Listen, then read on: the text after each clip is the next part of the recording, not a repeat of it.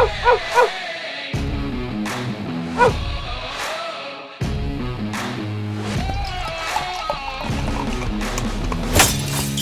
to another edition of Dogger Pass Podcast. This for UFC 283. This episode of the Dogger Pass Podcast and all episodes of the Dogger Pass Podcast are brought to you by Prize Picks. Use promo code DOP when making a new account to get a match up to $100 on your first deposit. Producer Megan on the sticks. Cody Saftic on the line. 15 fights in Brazil this Saturday to break down.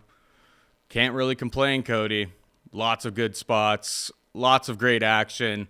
Looking forward to we've been at the Apex so often that it's going to be good to have a crowd filled with people saying you will die in Portuguese. There's a certain element to these live events that we've been missing. And the Vegas ones don't really count. The crowds suck there. So looking forward to this card. Well, there is no crowd, so yeah, you're right. There's no atmosphere. There's no real ambiance, and I'm pumped up to see them go to Brazil. The one thing is now I got to consider that extra layer of greasiness. Are there going to be hometown decisions? Is there going to be some hometown cooking? Is there going to be some guys that perform a lot better in Brazil than they otherwise would perform in North America? So yeah, what I like about it, like you said, 15 fights, tons of fights, but tons of spots, and I think that's the real key here this week is that you can zone in again on these 3, 4, 5 good spots you like and then just work around those. 100%. All right, let's get right into the action then. We've got Jamahal Hill taking on Glover Teixeira for the light heavyweight championship of the world. Jamahal Hill, a minus 135 favorite. Glover Teixeira can be had for plus 115. I mean, this has been close to a pick 'em. I think it opened up a little bit wider than this. Some action came in on Glover. People have really good cases for both sides of this fight. I love Glover, so I feel like I'm just inherently biased. I bet him all the time. He's been an underdog in a lot of spots. Now we're getting closer to a pick 'em here. Am I going to be stunned whatsoever if Jamahal Hill lands the perfect shot, knocks him out? No, not really. Glover should have a massive grappling advantage, great wrestling, but let's call a spade. He's very long in the tooth. He's in his 40s. The man's built and had such a great history and created such a great legacy for himself. Working with Alex Pereira should help get ready for this type of position for him. He's going to be giving up a ton of speed. He gives up a ton of speed against pretty much all of his opponents. I'm not going to bet it because we are closer to a pick 'em. I see the arguments for both sides. I'm picking Glover, maybe because I'm a little bit biased and love the guy. If things are going well on Saturday night, it may be hard for me not to click the button on the old warhorse. I'll be picking Glover Teixeira, but very cautiously. What about you?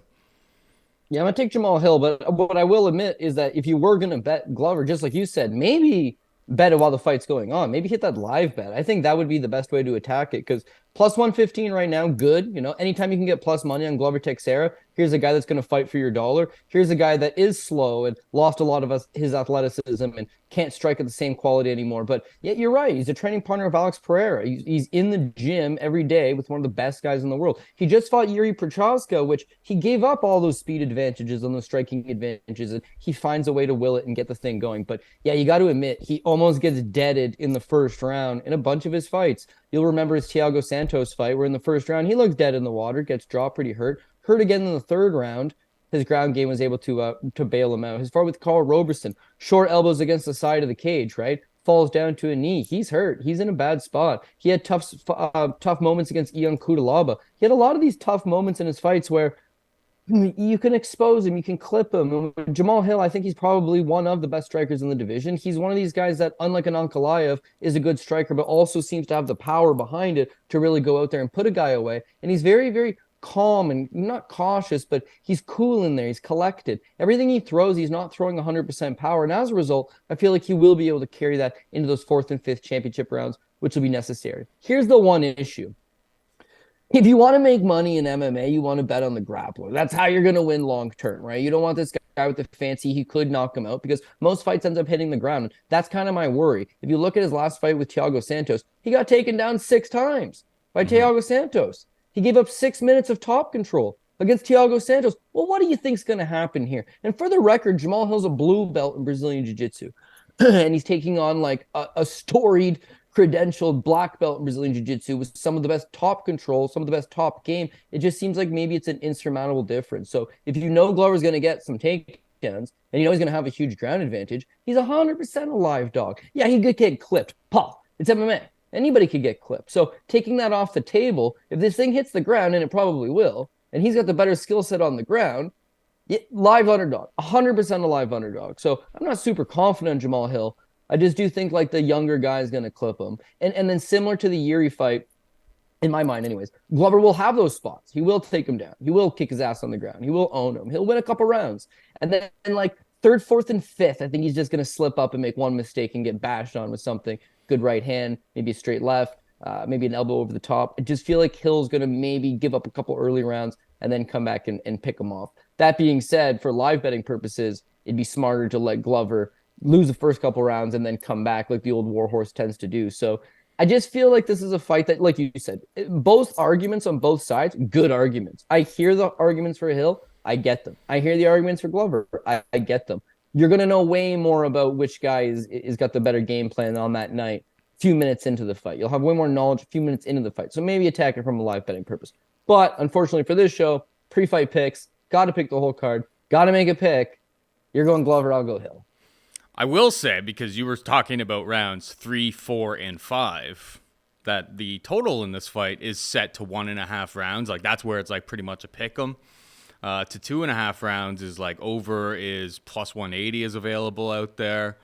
Glover's takedowns are set at 2.5 at Prize Picks. Hill's strikes are set at 40.5. So like this is lined as though this fight's not going into round 3, pretty much. But yeah, I mean nobody. It's the same situation that happened with Ihor fight, right? It's like nobody was saying, "Oh, this is gonna get into the 5th round." I mean, the end of that fight was so insane. What, it was like 60-1. There were some people, I don't know how you ended up on that ticket, unless you were in like Krause's little betting service or something like that. I don't know, allegedly. But yeah, like he was like 60-1 to win by like round 5 submission or something. Maybe even that's even too little. It was absolutely absurd. What a crazy fight. But yeah, Glover's certified tough. Sometimes the lights get shut off, but like, man, what a career the guy's had. Just love the old man. And that's why I kind of pull myself away from it financially, because I'm like, I can't pick against him. I just love the old guy so much at this point. Let's move on to the quadrilogy of Deiveson Figueiredo taking on Brandon Moreno. Brandon Moreno is a ever so slight favorite at minus 125. Figgy can be had for plus 105. Your thoughts on this one, buddy? Yeah, well, I mean, it's the fourth meeting between both guys, so it seems like you almost get a different version of both men every single time, right? The first fight, it's pretty competitive. Brandon Moreno comes back in the later rounds, ends up losing, right? They rematch. Brandon Moreno looks career best. Like that was the best he looked. He kicked his ass standing. He kicked his ass on the ground. He outpaced him. He worked him over. Brandon Moreno is the better fighter. And then that last fight, well, I bet on Brandon Moreno because I'm pretty sure at this point he's proven he's the better man. If Figgy decides to go to Fight Ready in Arizona and actually show up in shape, damn, dude, the guy's good. He's legitimately is good. If he shows up in shape, if he shows up. And for this camp, he's not at Fight Ready. He's 35 years old. He's apparently heavy and making a big old weight cut to make down 125 pounds. He's got to make championship weight. I just feel like Moreno's going to just, again, keep bringing the pace, keep bringing the pressure, keep bringing the grind. I get that he doesn't got James Krause in his corner. I get that, he had to move training camps and this and that. Ultimately, he is a world-class fighter. He's going to be able to adapt to his surroundings. And I know that he's linked up some really good guys, I believe, over in Las Vegas. So I'm not particularly worried. At his best, Brandon Moreno's wrestling, see, Figgy's just like a little fire hydrant. He's hard to take down. The guy is physically strong, but Moreno's the better wrestler, and he can use that grind to just tire him out. He's got 25 minutes of cardio all day, all night. So he can strike, and he can grapple, and he's just going to mix it all in together. Because Davidson's going to be at his best when he's just sitting there counterpunching. He's got a heavy left hand. He's got great power in both hands, to be honest with you, but he holds his ground very well. If you can force him to work and force him to exert energy, you're going to get hit. And Moreno's been hit plenty of times by this guy. He knows what it's all about. But he's got that just Mexican grit, Mexican toughness. He's going to have to put it on full display. But I feel like Figgy a little bit older, a little bit less focused.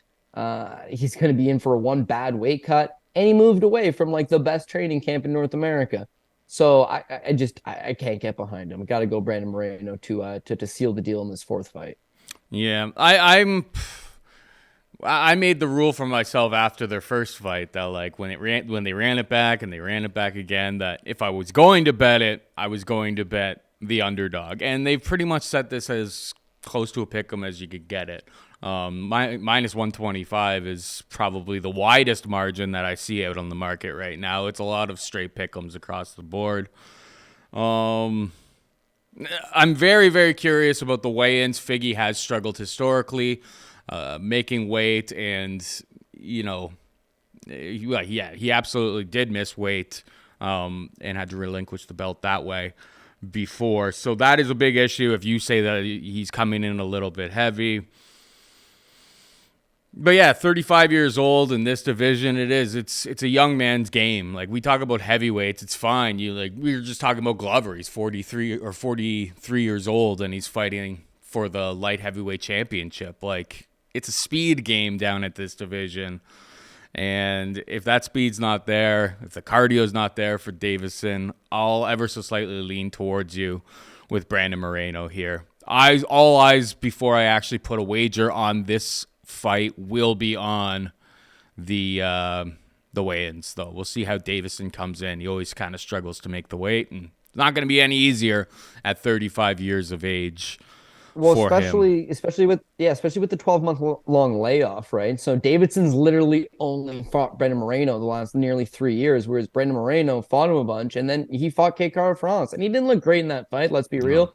But showed, again, that resilience and that persistence where he did not look good in the first couple rounds, but he keeps coming at you. Davidson's now making the weight cut. He's a little bit older. He's all this and that. But the year-long layoff means that he hasn't had to make the weight in a year. It's going to be tough on him, right? He hasn't had to go the 5 hard rounds. He hasn't had to exert himself. He hasn't had to push it because he's been hurt. And when you see the guy, it's like he's not someone that like is living cheap and saving his money. It's very much expensive designer clothes and fast cars and, just living a high-class lifestyle, but injured and not necessarily competing. This Moreno fight, after the last one, Figueiredo gets his hand raised. It's a great fight. They should run it back. But they were like, nah, let's not run this thing back. Davidson's going to fight somebody else. But he was hurt. And so Brandon was the one that fights somebody else, beats Kai France, makes people want the fight.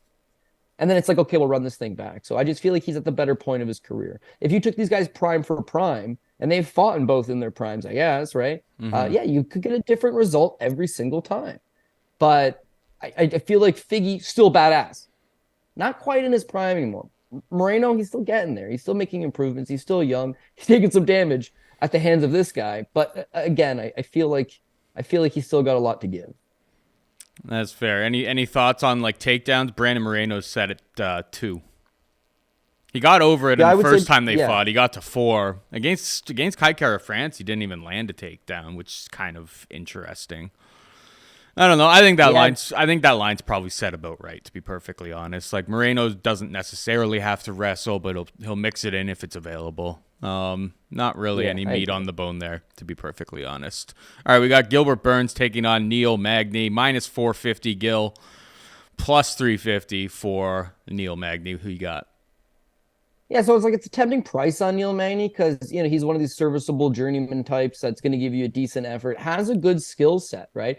Can grapple, can strike, is very long for the division, very crafty, high ring IQ veteran. So when you see a big plus money price tag like that next to him, it's a little bit tempting. It's just I don't think he matches up with Gilbert Burns well at all. His 2 best characteristics are actually Gilbert Burns' 2 worst characteristics, for what it's worth, is that he has good cardio, Neil Magny. He can fight a hard 15 minutes, but don't necessarily Gilbert can. And he has high ring IQ. Gilbert doesn't. So I totally see a world where Gilbert Burns is the better guy, can win this fight, should win this fight, and then somehow blows it for himself. If he comes in hurt and not 100%, or he gets tired, or his takedowns start getting nullified and he doesn't have that 15 minutes hard pressure cardio to get in your face and bang, he's going to be in a world of shit. Now, keep in mind his stock's at an all-time high right now because of the Chimaev fight. Prior to that, what did we know about him? Well, he gasses out. He tends to gas out. The Wonder Boy fight, his striking was non-existent. He had to rely on a couple takedowns. He's got some smothering jiu-jitsu, but doesn't necessarily always get the submission.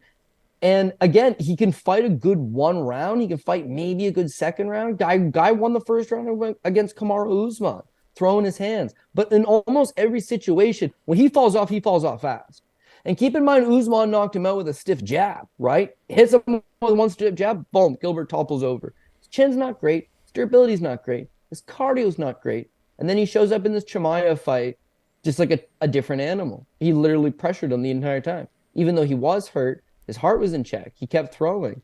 And I feel like his stock's high because it was a good fight against a guy that everyone has just the world of respect for, fight-wise. The guy's kind of a clown in his extracurriculars, but for Gilbert Burns, it was like, this is a career high best fight. If he comes in that same version of himself, he just backs up Neil Magny straight to the cage. He can either land strikes once Neil's backed up, or he's just going to shoot that double leg up against the cage, trip him to the ground. He's a lot physically stronger. Neil's got long limbs. It's an advantage standing. It's an advantage for certain things. What is not an advantage of is when you're on the ground, you got Gilbert Burns who's got shutdown control on you, because your long limbs creates that you can't create those little explosive movements to get back up. If you try to get back up, you're going to give up your back, which Gilbert's going to snatch up. So if his pressure game of striking is going to just be very effective, which it should be, and his wrestling is good enough to get Magny down at least a few times, and his jiu-jitsu is good enough to neutralize it, I just got to make sure his cardio is in check, which I won't know until come Saturday night.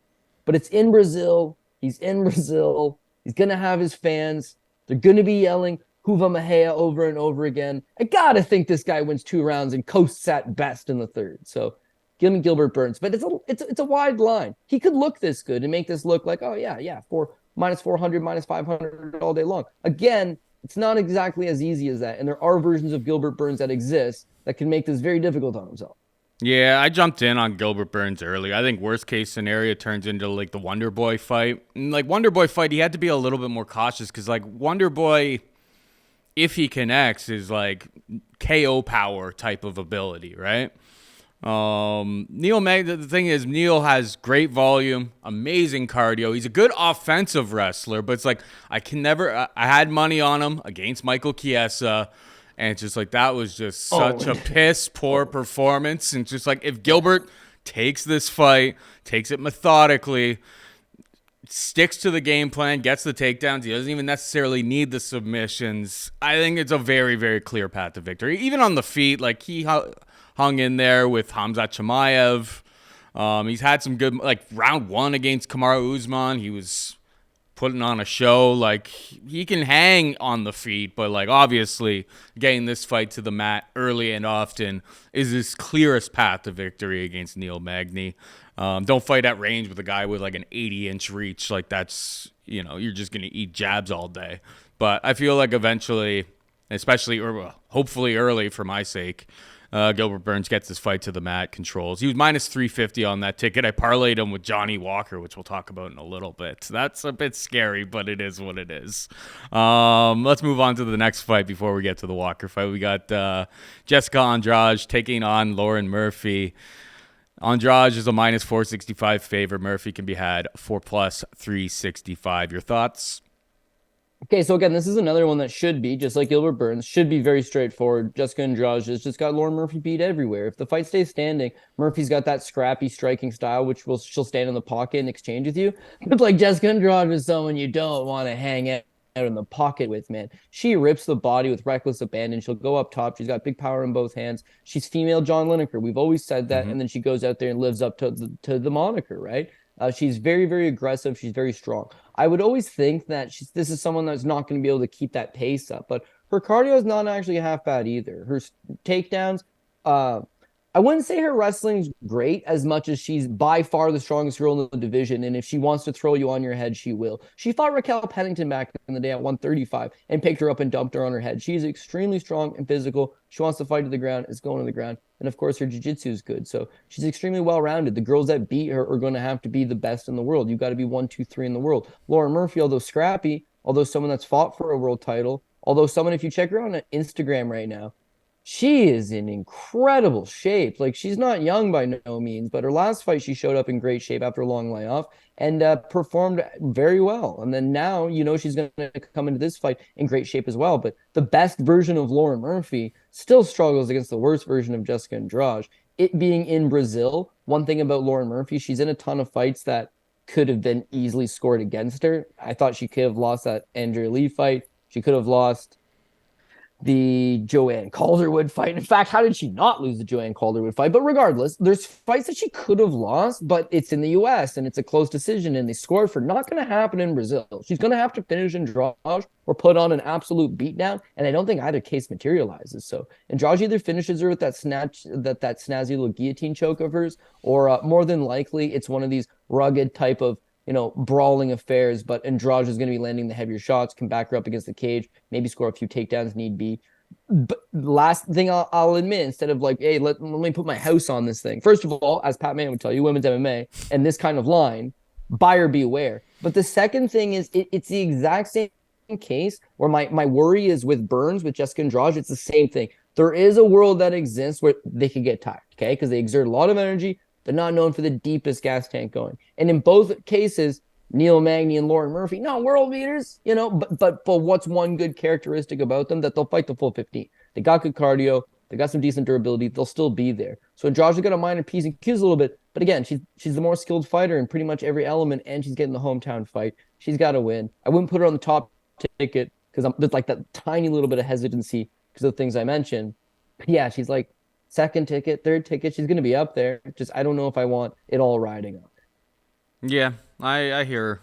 I echo pretty much all the same sentiments as you. What I've been considering betting this week is Andrade inside the distance. I see like some plus 200s out there. I don't think that's a terrible look. Lauren Murphy has been historically incredibly durable, but I think she's given up a lot of strength, power, speed, tenacity in this spot. Like if Andrade really wants to hunt to finish here, I think she can find it, even though Lauren Murphy's been really, really, really durable over the years.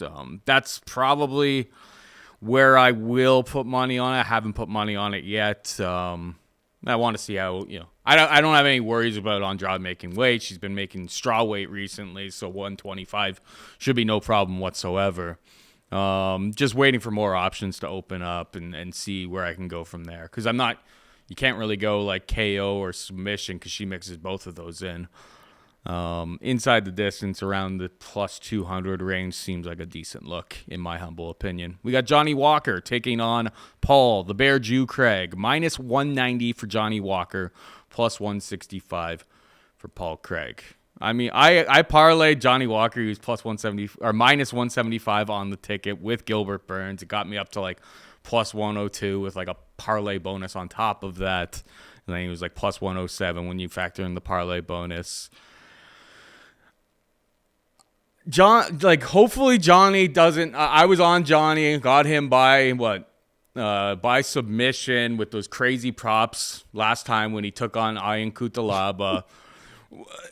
Because I knew that he had a good BJJ game. We do not want to engage whatsoever with Paul Craig in BJJ in this fight. If Paul Craig falls back to his back, we do not follow him down there. Like, too many times has that happened with people. And I know the risks I am taking by, expecting Johnny Walker to fight a very smart fight, keep it upstanding. Because I think on the feet, I don't think this is remotely competitive between the two of them. I've never really been all that impressed by Paul Craig's striking.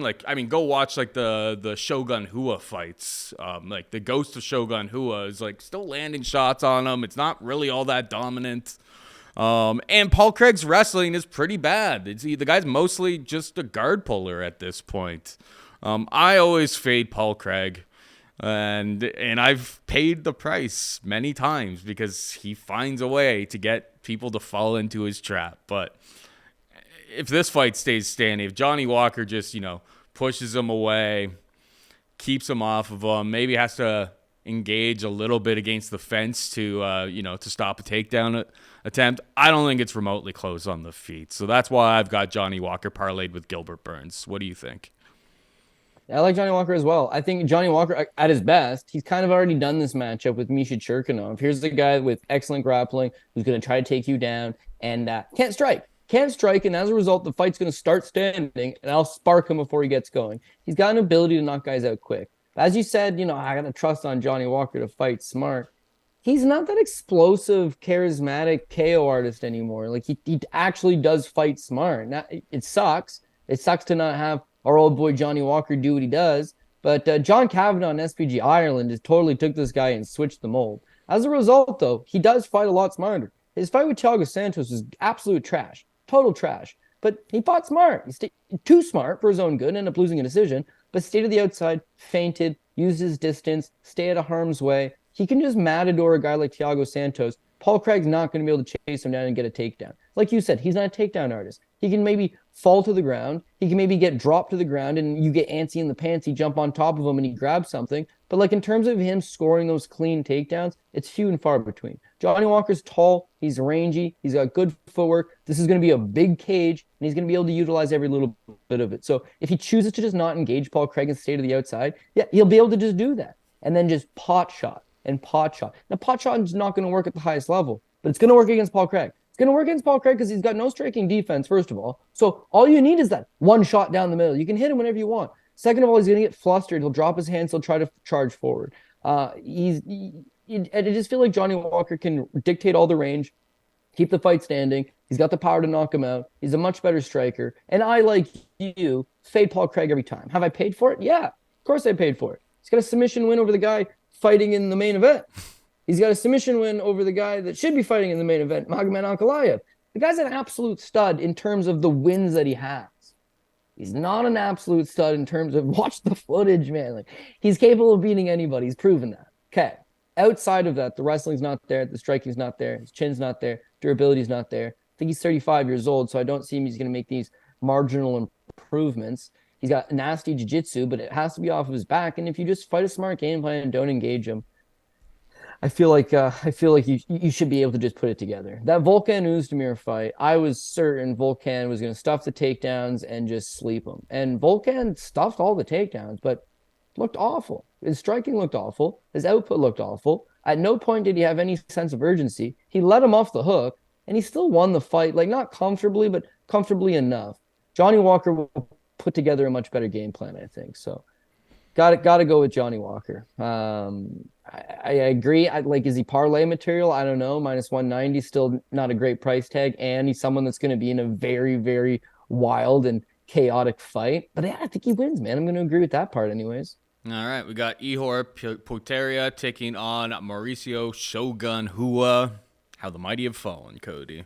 Minus 210, Potieria. Plus 180 for Shogun. What's your thoughts on this one?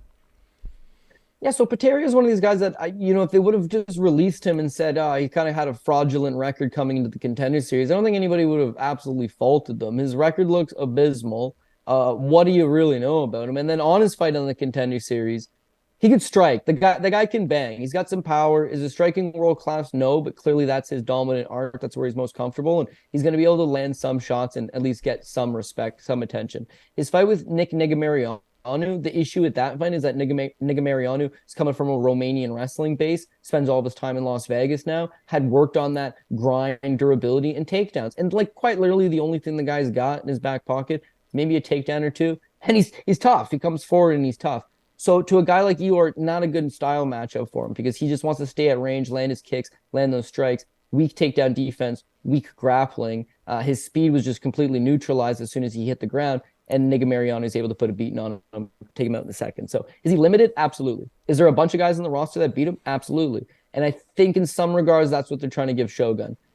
Shogun's already said it's his last fight. So that alone, you and I aren't betting on him because we've talked about this story many, many times. You're going to announce your retirement before the fight. You're not going to win. Never happens. If he's going to go out there and just, I want one last fight, then Dana and company are going to be like, okay, we need a guy with three things. First of all, he's got to be considered not all that good. He's got to be a limited guy on the roster, not someone who's top 25. It's like, okay, well, Ihor fits that. It's like, perfect. Second of all, Shogun is a legendary striker. So, at best, we want someone that's at least going to strike with them a little bit. Okay, well, Ihor is going to do that. Third of all, it's Shogun's last fight. So the fans in Brazil especially don't want to see someone with the grappling advantage trip him up to the ground and just dominate him on the ground. Okay, well, Ihor's not going to do that. So he seems like the perfect fighter, but he's way faster than him. He hits hard. He's, a spring chicken in comparison. He's got better footwork. I just think he's going to land something. He's going to put him away. He showed in that Sadolski fight on the Contender Series, that he absolutely does have good power. He can hit you, comfortable with his striking, decent kicks. Shogun, you remember him like Chuck Liddell or Rampage Jackson, or these guys that were like super badass at one point. And then when they fell off very rapidly. Chuck's chin's gone. All of a sudden, his skill set's not there anymore. Tito's not there anymore. Rampage Jackson's not there anymore. None of these guys are there anymore. Shogun, sadly enough, not there anymore. The results speak for themselves. He had a late resurgence in 2018 maybe.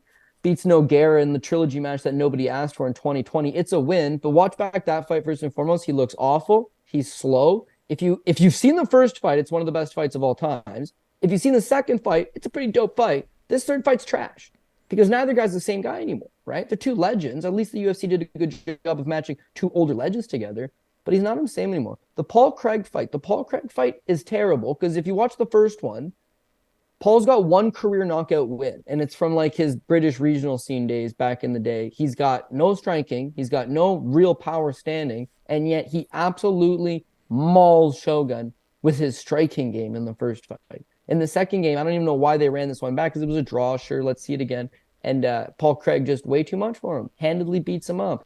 He should have retired then and there. He came back for the Aubin St. Preux fight. He looked better, I suppose, but I think it was just circumstantial. Aubin St. Preux looked awful. They both looked awful. It was not a good fight. It was another one of these, let's run it back. They've already fought each other before. They don't got any matchups for him. Ihor just seems like a guy that's a body that's going to strike and at least give him a final farewell. But I've seen this happen many times before. A guy with 1/8 of the skill level beats him because of where they're at in their current journey. And I think Ihor's just going to hit him. He's going to hit him with something. He's going to catch him with something early. He's going to put Shogun away. I hate to say it. I'm a lifelong Shogun fan. First UFC I ever went to, Shogun Machida 2 in Montreal, Quebec. The guy's a legend. He's an absolute legend. But every legend has its day, and it's time to say farewell, unfortunately. And announcing the retirement beforehand, if you want to look at the numbers on that, it's 98% of the time the guy loses. There was one time, I think Faber announced he was going to retire, beat Pickett, and come back for a fight 6 months later and lost. I don't know. You know better than anybody, so I don't got to explain it to you. I hate to say I agree with you, and I'm not even really going to add anything to it. I hope I'm wrong. I'm picking Ihor. I won't be betting on this fight. That's really all I've got to say about that one. We move on down. We've got Gregory Rodrigues taking on Brunno Ferreira. Gregory Rodrigues, a -300 favor. Ferreira can be had for +250. I took a shot on Ferreira here. He's way undersized. He's 5'10". They call him the Brazilian Hulk. He's very, very strong. Obviously, we saw him on the Contender Series. I watched some of his other regional fights too. I thought he had a decent little wrestling game. I think this guy's half decent. My problem with Gregory Rodrigues, certified tough. Oh my God, against Chidi, it's just his face was falling off of him, and he still fought. He still went to war. I think he's got definitely has a size advantage. He's going to be 5 inches taller. Guy's built he's super, super strong. He could definitely take Ferreira down, control him down there, I think, a little bit, win some rounds that way. But if this just becomes a slugfest, we've seen Gregory Rodrigues, the striking defense isn't great. Armin Petrosian was able to land 127 significant strikes on him. I think this fight, not because I don't think if this was this is always the issue that you run into with people who with picks versus betting, right? It's just if I was just gonna pick this fight, who I think wins more often than not, I would lean towards Gregory Rodrigues. Maybe I would say 65% of the time. But the odds at +250, I got it at +260. It's not a big bet by any stretch of the imagination. I think this fight is closer. I think this Brunno guy, hopefully, maybe he can find a dietitian, find a way to get down to 170, because I like a lot of the skills that I see from this guy. It's a tough debut to be making in the UFC, don't get me wrong. He's obviously coming on short notice for this spot, but I'm going to pick Brunno Ferreira for the purposes of this show, but I bet him at +260. I think it's just a little bit too wide. I think we got a live dog in Brunno Ferreira. What about you? Yeah, live dog. I think that the guy absolutely hits. He's got big power. He's going to be one of these guys with a puncher's chance, but I don't like the spot necessarily for him. The line looks good. If you were backing him, I would feel good about the plus money that you're able to get. But a couple issues. So watching tape on him, his takedown defense not all that good. So Brunno, Gregory Rodrigues, his ring IQ is not super high. Like he generally does engage these guys and just battles with his stand up. If he plays this smart and shoots the takedown, BJJ black belt, very solid, good at taking the back, very good control. I think he can win rounds like that. I think he can tire him out. I think it'd be a great game plan. The other thing with Gregory Rodrigues is that he can come back from a little bit of adversity, but you also know that he can fight later into rounds. He can fight a second round. He can fight a third round. My issue with Bruno Ferreira is that everything's a first round route. His last 3 fights is minute 35 in the Contender Series, minute 53 when he won the Big Shot MMA title, 440 of the first round in the fight before that, 12 seconds of the second round in the fight before that. Those all 4 fights in 2012. All 4 of them done in the first round. One of them in the second round, 12 seconds into the second round. He's a first round guy.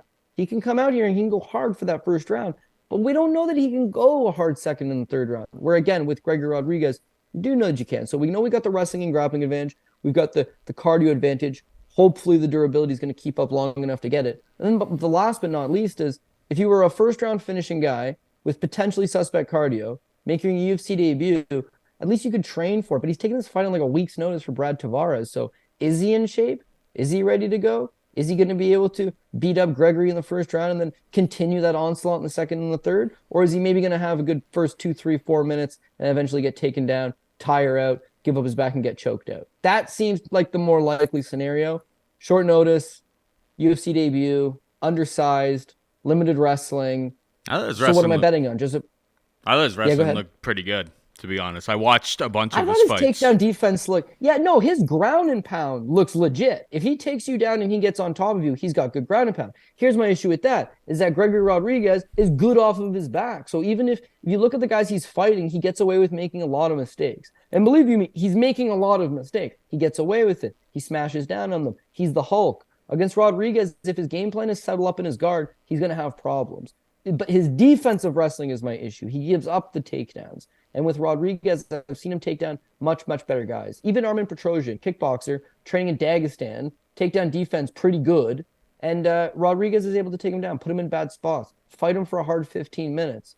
I had Armen Petrosian that night. He won. I thought he won. I didn't feel good about it, Paul. It was an absolute war against a legitimate guy. So to me, Bruno's just too much too soon. He could be legit. Maybe he drops down to 170 and he's really legit. But it's like you got to build your way towards that. Whereas RoboCop, just way more established. The one little thing I'll say, we can move on, is that I'm not faulting you or anybody else that's taken that shot, because with Rodrigues, he fights stupid game plans. Chidi had him dead. Okay, bad ref stops that fight. The good ref stops that fight. Mm-hmm. He got deaded by Chidi before he came back. If you remember his fight with Petrosian, he got all types of damage. If you remember his fight in the Contender Series against Jordan Williams knocked him out. His chin's not great, and he tends to brawl with guys for no apparent reason because he has such a great ground game. He just doesn't use it. So there's a world that exists where he falls right into that hand, and you guys all cash a big plus money ticket. You all get 2.4 points on Tout Master. Yeah, good times for everybody. But again, I go with like likelihood. Like, what's the likelihood? I don't care what the odds are. What's the likelihood? Like, let's say it was 65%. Well, that's good enough for me. I would take Gregory Rodrigues. See, I go with the likelihood and the probability, the corresponding probability of that likelihood to what the line is that's available. So 65%, you shouldn't be betting a minus 300, but that's for a different discussion all the way together. We got Thiago Moises taking on Costa. Moises, a minus 375 favorite. Costa can be had for plus 310. Don't mind Costa. Striking looks fun, dynamic, like spinning back kicks to the body.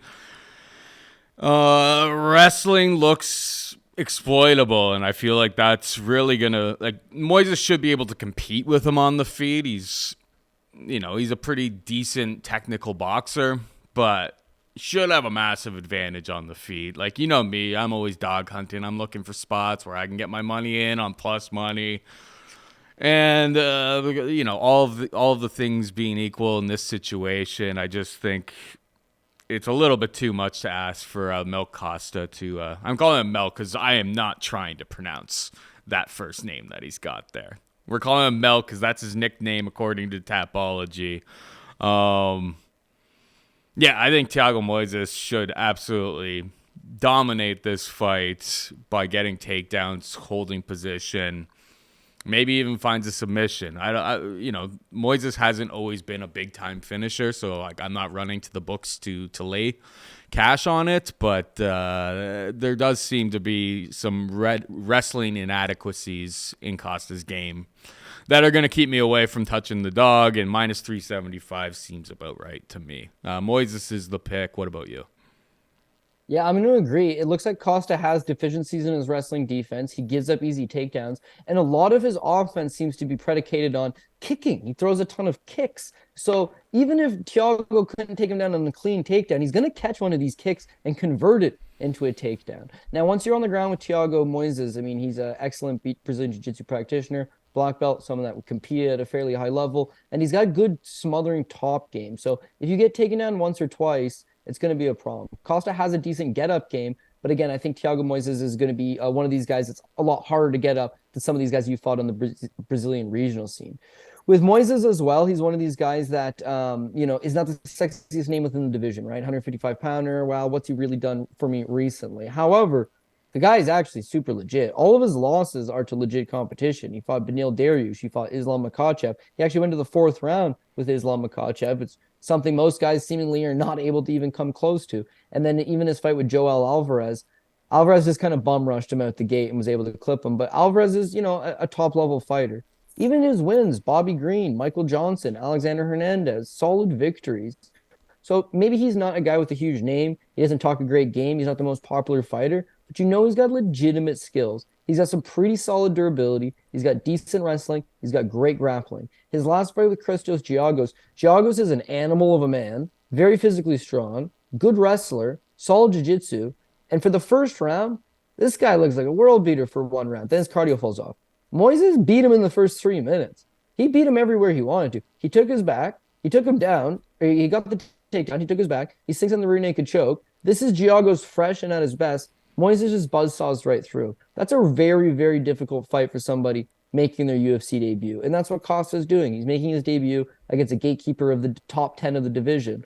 So very difficult proposition. Again, is the striking good? Yes. Could he, in theory, beat Thiago Moises in a pure striking battle? If it was a pure striking battle, Moises will hold his own, but maybe Costa could beat him in that regard. But he's going to throw too many kicks. Something's going to get caught. Moises is going to take him down on a clean takedown. And when the fight hits the ground, it's Moises' domain. So, this is one of the bigger favorites on the card that you can definitely agree with. But I wouldn't put him on my top ticket, but he's someone that is going to command some respect and be higher up this week. All right, we got Gabriel Bonfim taking on Mounir Lazzez, minus 170 for Gabriel Bonfim, plus 150 for Lazzez. What are your thoughts here, bud?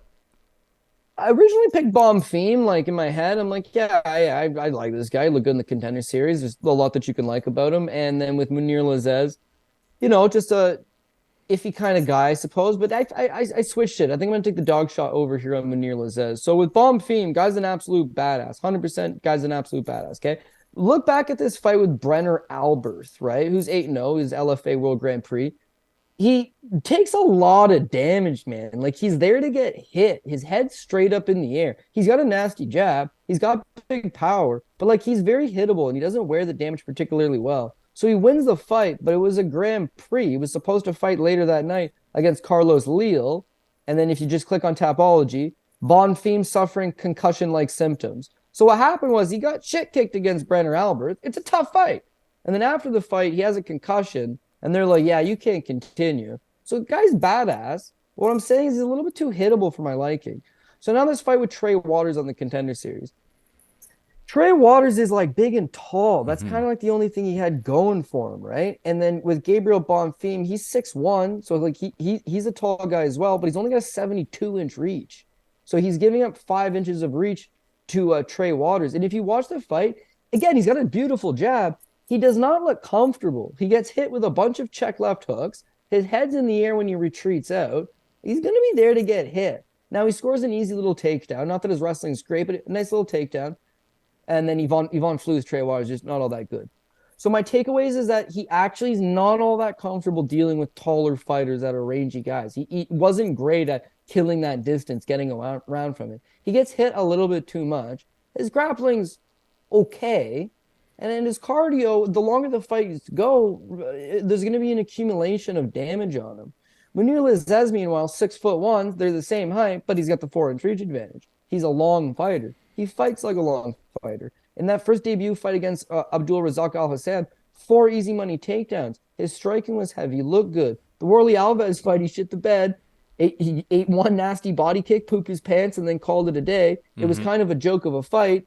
But man, against Angel Lucen his last time out, he looked good. He's big, he's strong, he's training at a high level. He commands the outside of the octagon well. He's got good volume.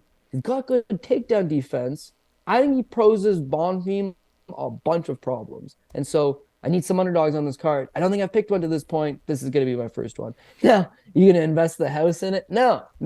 But again, straight picks. Got to get some guys in. There's going to be some underdogs here and there. I think Lazzez is the underdog. I think it's the best shot to this point. I'm in agreement with you. I think that Mounir Lazzez is the much more technical striker. I am a little bit concerned about like Bonfim. He showed on some of his LFA fights and he showed on Contender Series that if he can get the fight to the mat, he's got some real opportunistic submission skills. Like he can finish the show that way. That's definitely on the table here. Maybe that's why I don't actually get to a bet on Mounir Lazzez, but yeah, I saw a lot of the same things as you. It's like on the feet, especially in that Waters fight, he didn't look all that comfortable. I'm not comfortable laying minus 170 against a credible opponent, not exactly a high-level opponent. You know, Bonfim's only 25 years old. Lots of time to improve. He's 10 years younger than Mounir Lazzez. This is like the finished product that we're probably seeing from Mounir Lazzez. 2 years from now, we could be like, remember back in the day when we picked Lazzez against Bonfim, and we can all laugh about it and that type of thing. Like maybe he'll make crazy improvements over the next little bit. But I see some holes in the game, and I don't really want to lay. If the line was flipped, I'd probably jump onto the other side. But minus 170, I got to lay the wood to bet Gabriel Bonfim. I think he's a good prospect, and I think he's got a lot of skills and a lot of room to grow. But I'm not willing to bet it. I'll pick Mounir Lazzez with you in this spot. Moving on down, we got Jailton Almeida taking on Shamil Abdurakhimov. Minus 900 for the jail man. Shamil can be had for plus 600. I mean, this line's wild, bro. Am I going to step in front of the jail man? I have no intentions to do so. But, like, I have considered, and I don't want to do it, I have considered the over 1.5 rounds, which is, like, priced at plus 275.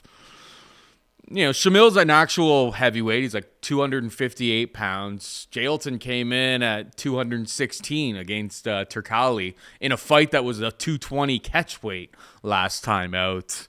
I like Jailton, but I think Jailton's like championship aspirations are not at heavyweight. I think his championship aspirations are at 205.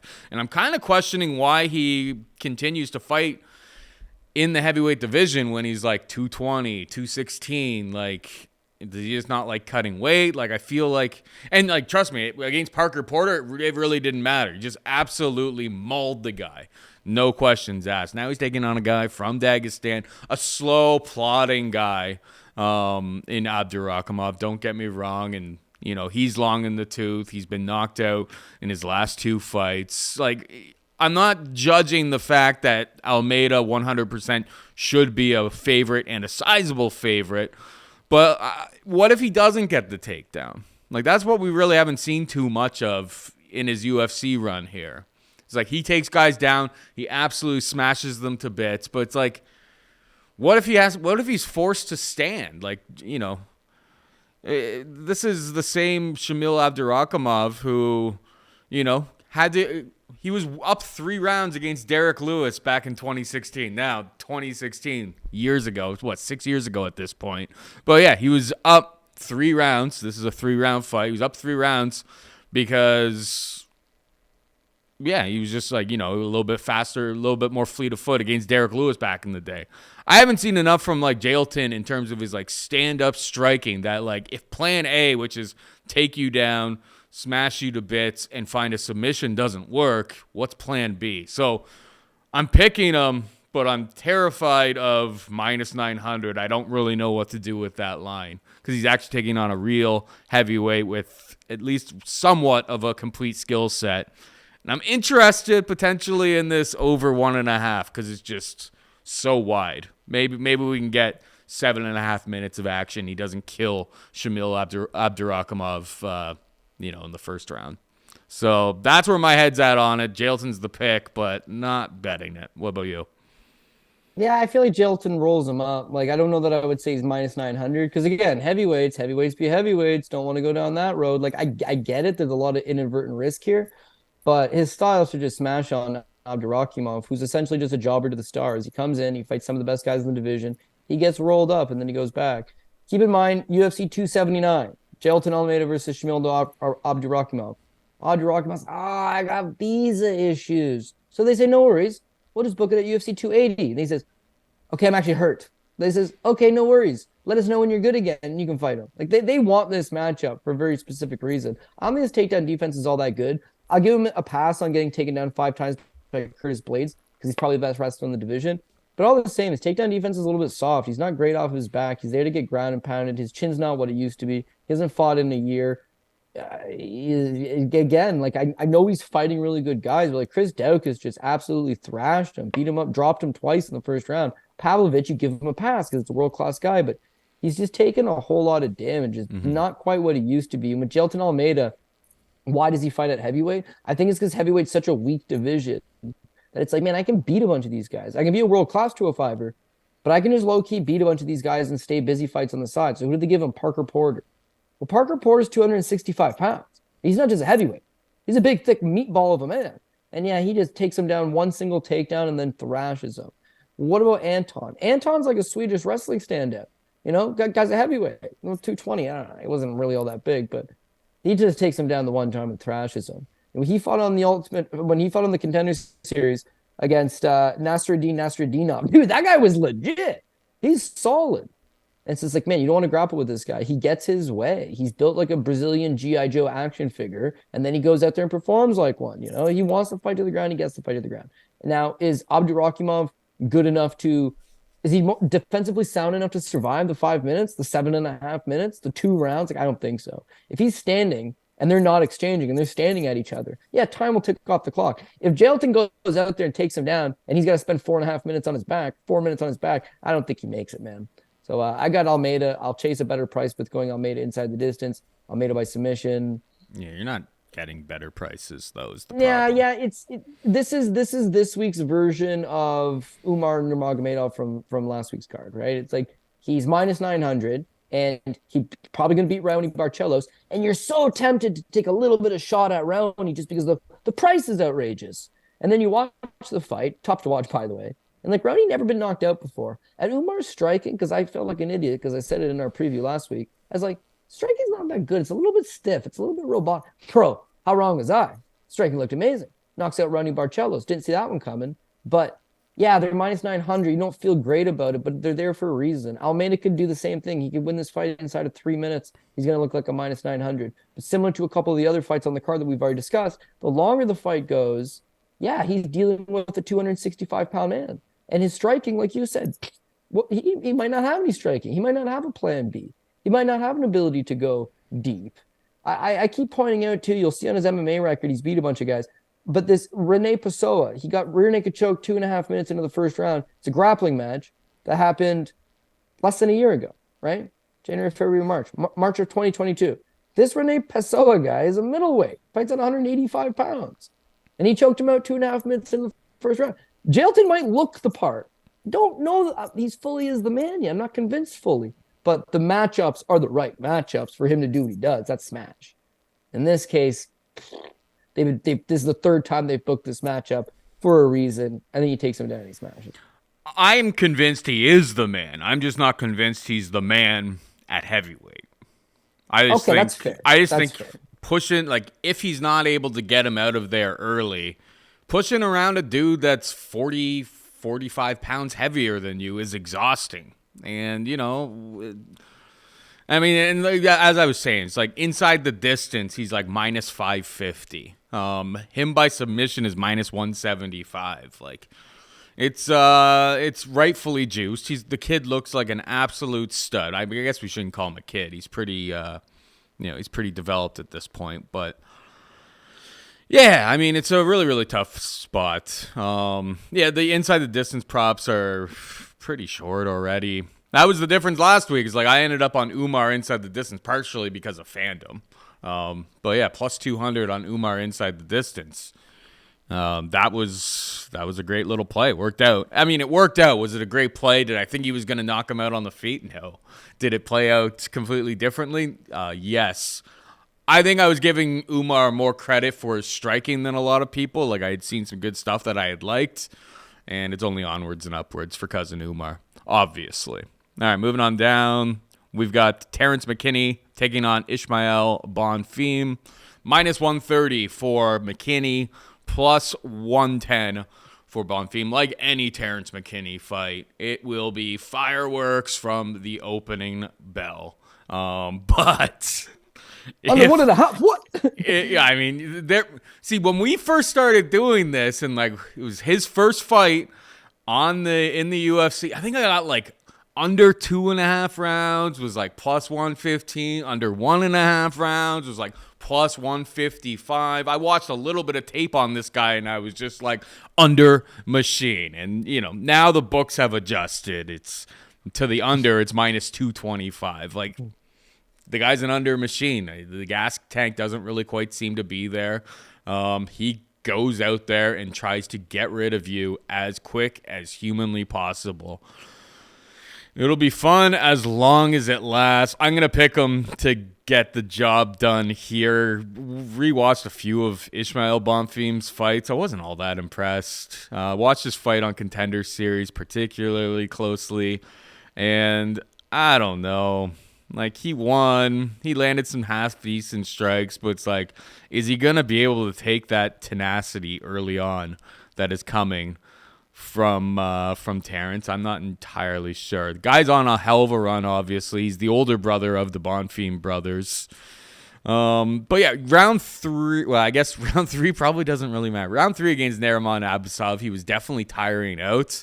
But yeah, he's taking on Terrance McKinney. We're probably not getting there anyway. I'll pick Terrance McKinney, but yeah, this is more of a, you either bet McKinney pre-flop or you wait for McKinney to blow his load as he usually does in most of his losses and take his opponent if you can do it in a live market. Like, that's the best way if the under is already sufficiently juiced, which minus 225 to the under 1.5, it's pretty sufficiently juiced, to be perfectly honest. So I'll pick McKinney.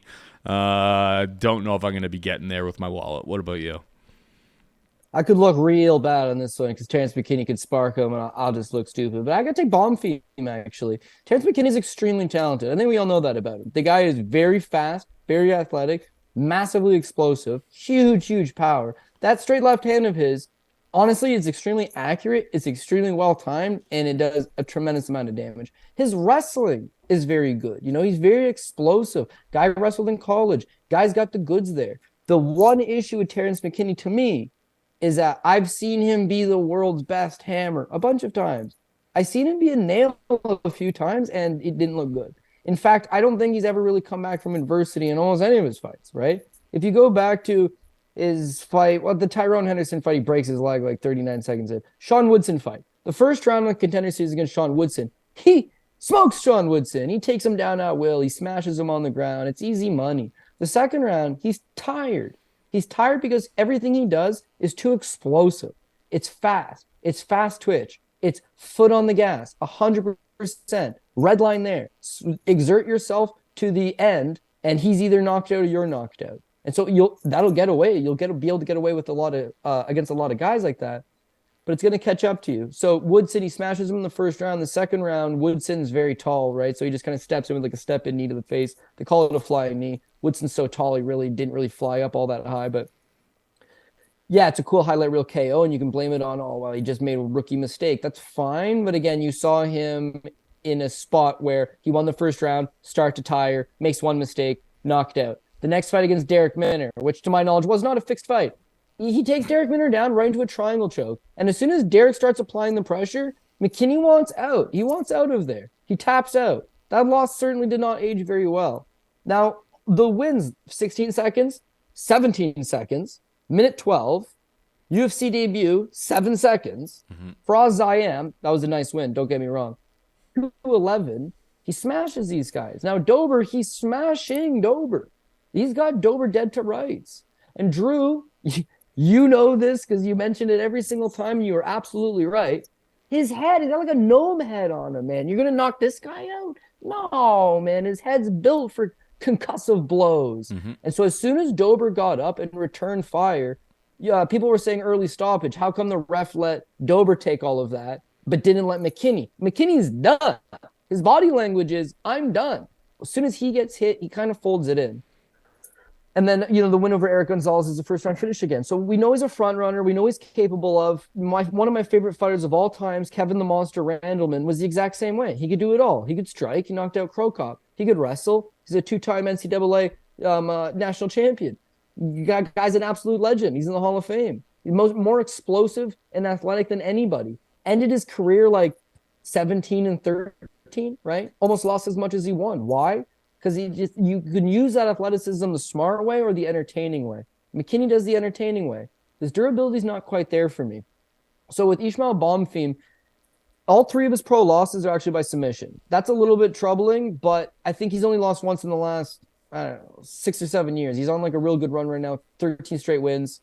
Hanato Moicano was the last guy to submit him, so not terrible company. He's also got a loss to Adriano Moraes. Like, come on, this is not bad company.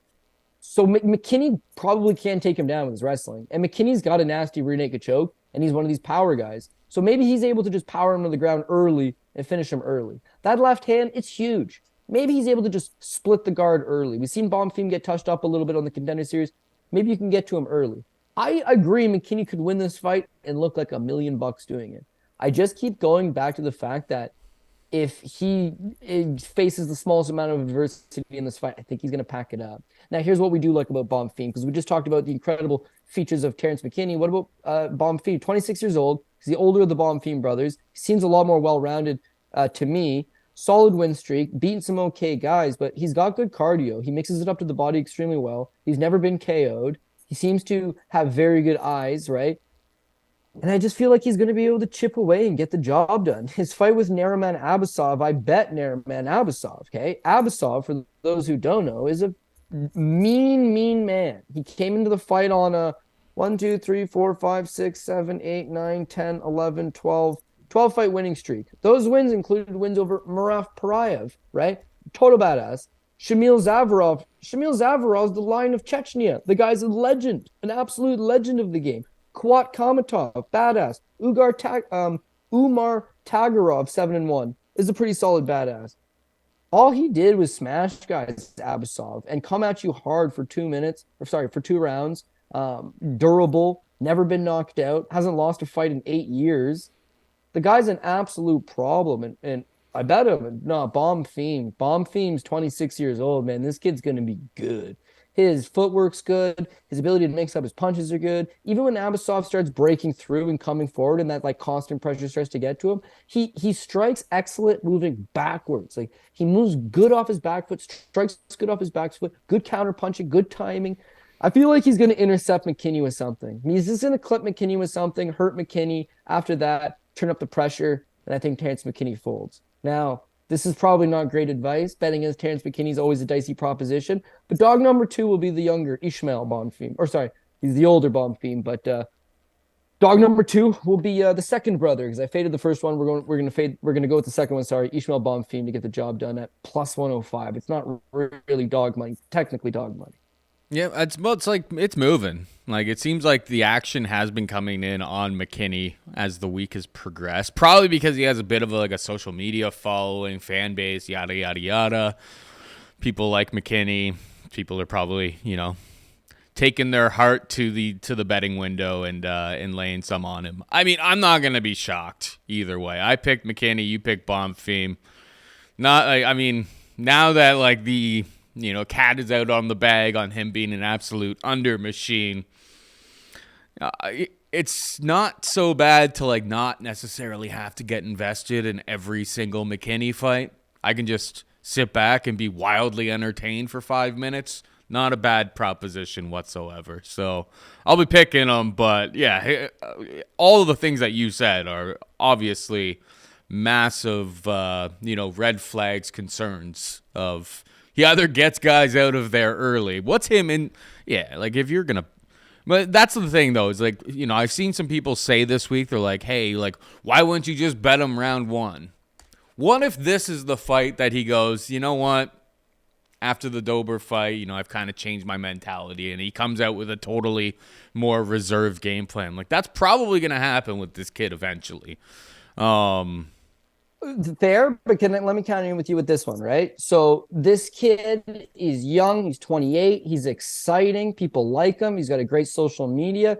He's never fought outside of the United States, okay? Mm-hmm. So now he's got to leave for the first time, travel to Brazil for the first time, and he fights at the Apex. He always fights at the Apex with no crowd. Now he's got the Brazilian crowd who are going to be fired up and passionate and yelling stuff and freaking out, and the energy's there. He's going to do what he does and try to get this thing done in 3 minutes. That's fair. My worry is that he's going to gas out. He's going to gas out. He's going to feel the energy. He's going to hit an adrenaline dump. And Bonfim's going to have his nose over to the side and one eye closed, but still coming forward. That's going to be a problem for him. Yeah, that all, I can picture how you just broke that down there, to be perfectly honest. So, I mean, I'm looking forward to the fight, but not one that I'm getting invested in with my wallet.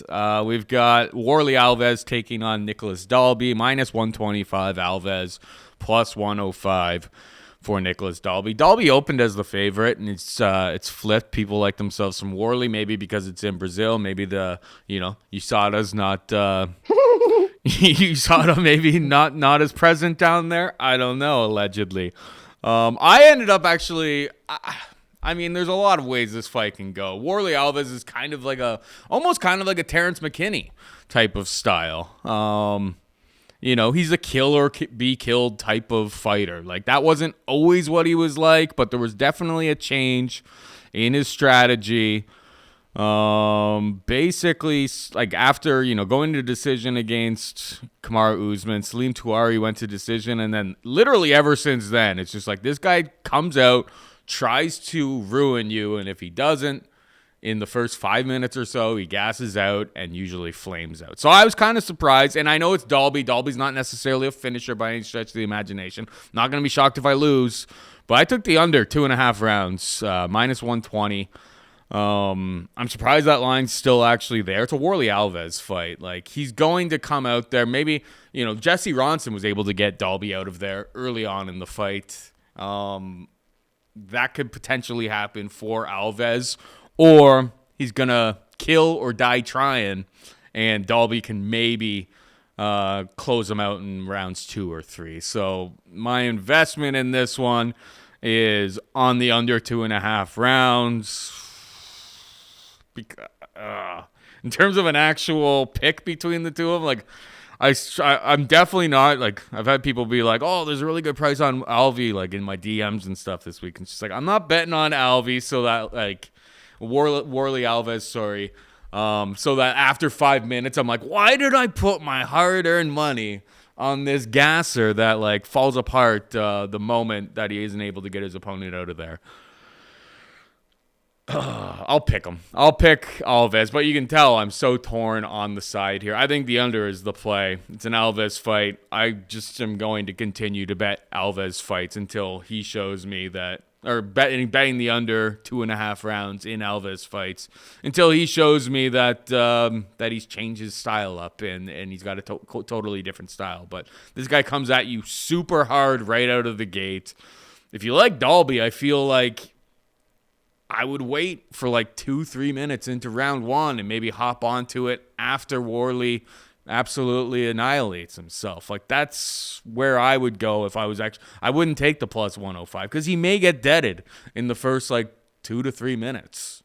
The most shocking result of this fight would be Dalby winning in like the first 2 minutes, in my humble opinion. Not exactly a potent finisher. I suppose that's why the under is at a pick'em price, but it's a Warlley Alves fight. I'm not overthinking some of these spots anymore. I'm just rolling with it. Some guys are just under machines, and Warlley Alves is one of those guys. Minus 120 to the under is my play. Warlley Alves is going to be my pick, but by the slimmest of margins. What about you? Yeah, I'm in the same boat, man. I think the other 2.5 looks pretty good. Warlley Alves, first of all, notoriously the front runner, like you mentioned, but he hasn't fought in like 16 months, right? So he's still only 32 years old, but his cardio was never good to begin with, and now he's been off the sidelines for 16 months. He will do what he normally does, which is kill or die trying.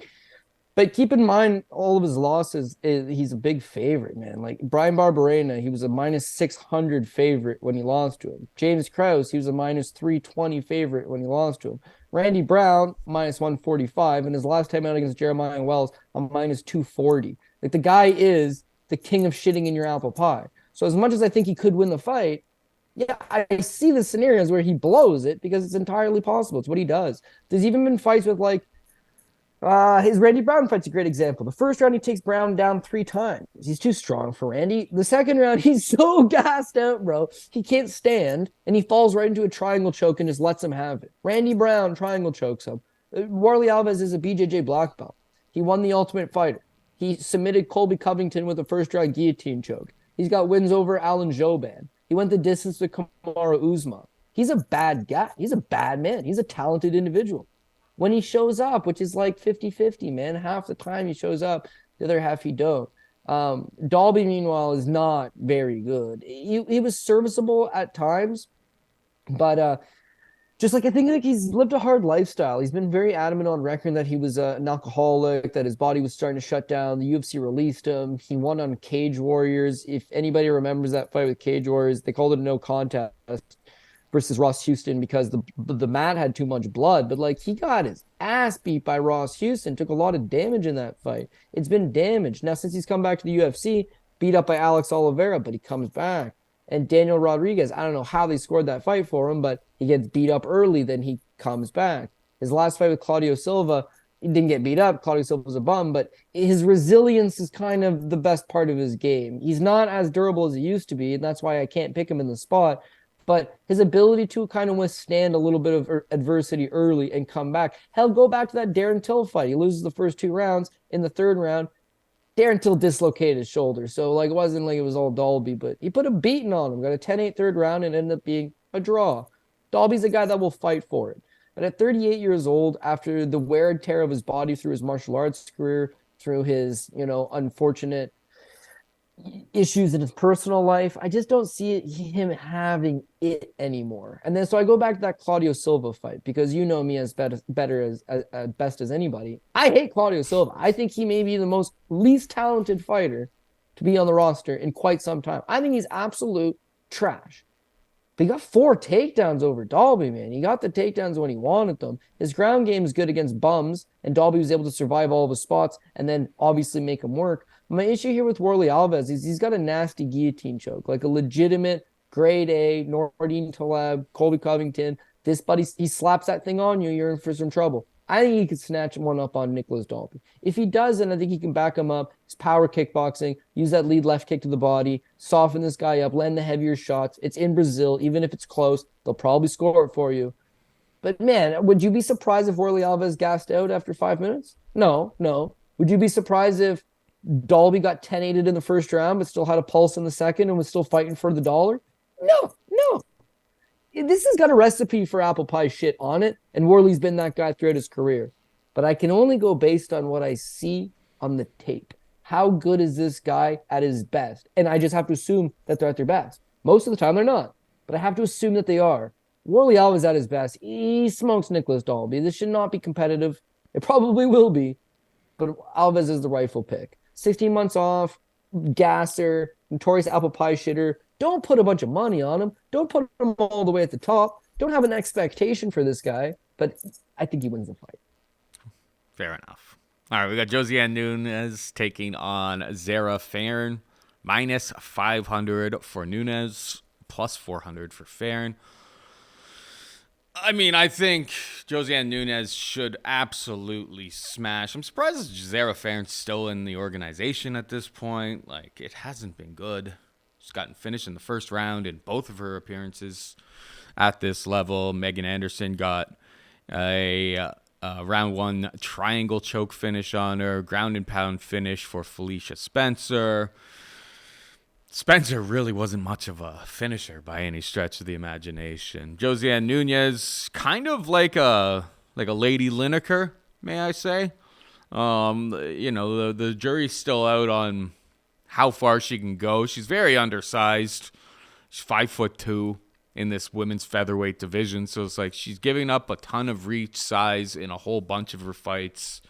But she's a little pit bull. She throws very, very heavy. The fact that Ramona Pascual was able to go decision was kind of surprising because it was an absolute drubbing from start to finish. It spoke more to the fact that, I mean, we saw later with Pascual, it's just like maybe if you just took some shots to the body, she would have fallen to the ground. But yeah, she was able to go to the full distance. That didn't scare me all that much. I grabbed, when it opened up, I grabbed some of the under 1.5 rounds at plus 145. Now that it's gotten to minus 120, I'm a little bit less inclined to take that. So I took some of that and I split my bet in two. I took the under 2.5 and I took the under 1.5. Lose a little bit if it goes over the 1.5, but goes under 2.5. Obviously win both if it goes to if it's finished in the first 7.5 minutes. I haven't really seen much from Zara Farron to lead me to believe that she can really hang around with anybody, and Nunes is just going to have to barge forward, throw heavy shots, and I think from what we've seen from Farron, she will crumble. That's really all she's done in the UFC. Surprised she's getting a third shot, to be perfectly honest, but I guess in fairness to her, the opponents that she has been taking on were some of the better women at 145 pounds. So I'm on the under here, and obviously I'm picking Josiane Nunes, but minus 500 just doesn't get me excited, Cody. What's your take here? Yeah, so again, we'll go back to Pat Mayo's theory. If he spam both women underdogs, and they're both big plus money, I'm thinking one of them squeaks through. Now, I couldn't tell you which one because I'm picking against both of them, but the lines are just too big. The thing with Farron is it's the same thing that we see week in, week out, right? It's, buy high, sell low. This person lost their last fight. This person didn't look good their last fight. This person, we memed their last fight. So that you get a good value. Farron's not very good. Let's be honest about it. But here's the thing about it, okay? Her debut against Megan Anderson, who's like the biggest girl at 145 pounds in the division, was a title challenger. And she got taken down. She got submitted. It's a tough debut. She got taken down. She got submitted. Her ground game is no good. That second fight with Felicia Spencer, her boxing didn't look bad, man. Like, not great, but she can box a little bit. Like, she can strike a little bit. Then the second she gets taken down, she's out of it. Man, no good. So what we've established here is that she cannot grapple, 100%. Mm-hmm. But like, if she didn't get taken down, is it not possible that she could, give a better account of herself? Is there something there that we just really haven't seen? Possible. Now, here's the thing with Josiane Nunes. She's not like John Lineker or Jessica Andrade. She is. She's short, she's stout, she's compact, she comes forward. She doesn't throw the right hand. She only throws the left hand. She spams overhand lefts over and over and over again. But she's strong and she's aggressive as she comes forward. She's not really shown any grappling, really, for the most part. She's not showing us on the regional scene that she's going to shoot for that takedown or try to get the fight to the ground. She likes to stand. She likes to trade. Bia Maleki's big and tall. She backs her up. She bombs her with that surprise, overhand left. The Ramona Pascual fight, Ramona Pascual landed 3 takedowns. But Josiane Nunes, by the way, that clearly shows to me that Josiane Nunes' grappling is lacking. When she gets back up, she backs her up, and she lands the straight left hand, or the overhand straight. She does not throw straight, believe you. Believe me, you. She did not. But here's the thing that's kind of like the greasy X factor that's causing me to just bail. So one, Farron might be able to strike a little bit. The key to beating her is taking her down. Nunes might not take the easy key. She might at least give her a chance and indulge into the striking affair. But Josiane Nunes is 5'2" with a 67-inch reach. Mm-hmm. Zara Farron is 5'8" with 72-inch reach, meaning she's got 6 inches of height on her, an additional 5 inches in the reach department. It's got recipe for the shorter fighter, backs you up, swings the overhand left, and you just sidestep them and jab them, and sidestep them and jab them. And the problem with that is you're going to have to fight a very disciplined fight for 15 minutes. And I haven't seen Farron get out of the first round. So can she fight a disciplined fight for 15 minutes? Paul, I don't know. Yeah. But minus 500, it's just got this trap line feel to it. That's Where you would just be, oh, Farron sucks. Oh, Farron sucks. Oh, Nunes is 2-0 in the UFC. Farron's 0-2 in the UFC, and it's in Brazil. Spam bet on Nunes, it's early, so you can rebuild if you get burned on it. But I'll bet Nunes. I don't like it. I don't love it. I got some weird pit of my stomach feeling about it for whatever reason. Yeah, no, I'm not adding her to parlays by any stretch of the imagination. You make some good points, and yeah, if it's just a stand-up affair, maybe I don't know. We haven't really seen. Nunes has had some pretty easy opponents, frankly. It's like some of the lower level of the division. She hasn't been met with very much resistance whatsoever. But the problem is, it's nothing has led me to believe that Zara Farron is any different than, Bia Malecki or Ramona Pasquale at this point. Yeah, no, that's fair. And she's pulled out of a pile of fights. She missed weight when she was supposed to fight Jocelyn Nunes the first time. Yep. And then she pulled out of the Jocelyn Edwards fight 4 months later. And then she pulled out of that Eileen Perez fight because she failed her medicals. You don't want to bet on this girl, man, right? But what I'm telling you is don't put Nunes on the top or high up just because she's minus 500 and you spam bet a big favorite. These are those college football teams that it's oh, their offense is good and their defense is good. They suck, man. They suck. And they're playing another sucky team. And one of them is just going to suck less. That's what it comes down to. Don't get heavily invested. I agree with most of those statements there. Josie and Nunez minus 500. It's just how much meat could there really be on the bone at that price when she's giving up? There are very definitive advantages that Farron has here. She's a kickboxer by trade. She's got massive reach advantage, massive height advantage. Yeah, there's definite issues for Josie Nunez that I feel I look at her and I go, why aren't we at 135? 145 is barely even a division. I feel I'm surprised that she hasn't even started to do it, but it's I feel the decision to cut down to 135 should be in the near future. Maybe Farron gives her a hard time here, and that's where we see her moving forward because. There's not much of a division going on at 145 pounds in general. We got Cody Stamen taking on Luan Lacerda. Cody Stamen a minus 400 favorite. Lacerda can be had for plus 300. Novu Nyao guy in Luan Lacerda. I believe he's mostly a BJJ guy. I didn't really see much from the fights I did watch of him on tape. He threw some kicks and stuff, but I didn't see a complete stand-up game already with him. He seems to be more of a guard puller. Doesn't have great wrestling. Decent leg locks that he can set up. His grappling looks slick once he's able to get it there. Now he's taking on a powerhouse American wrestling style opponent in Cody Stamen. You know me. I'm always trying to look for opportunities to play dogs, but it's I really struggle to see how Luan Lacerda gets this fight to the mat. And I think he is outmatched on the feet in terms of the striking. Lacerda's going to be bigger, he's longer, yada, yada, yada, but it's his greatest skill is on the mat, and I don't think Cody's going to let him get there. Unless it's maybe a little bit later in the fight, and Cody's trying to seal up a round by hanging out on top position for 30 seconds or something like that. Stamen is the pick. Well, minus 400 scares me off. What about you? I think you're muted.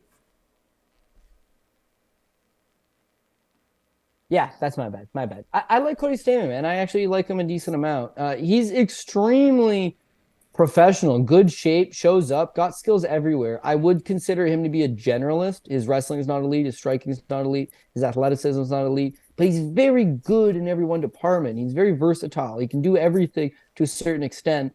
And the kid just got brass cojones. Like he may be his own worst enemy, or his management team might be his own worst enemy, but he wants to fight the best guys in the world. He wants to test himself at the highest level time and time again. If you look at his losses, man, Aljamain Sterling, Jimmy Rivera, Merab Dvalishvili, Said Nurmagomedov, who's signing up for these fights? And look at that 3-fight losing streak. Oh, Dan, you lost to Jimmy Rivera. It was a good fight, but you lost. Why don't you rebound by fighting Merab Dvalishvili? Now watch that fight with Merab. Cody Stamen gives him a hell of a go, man. That's a good fight. That's an excellent fight.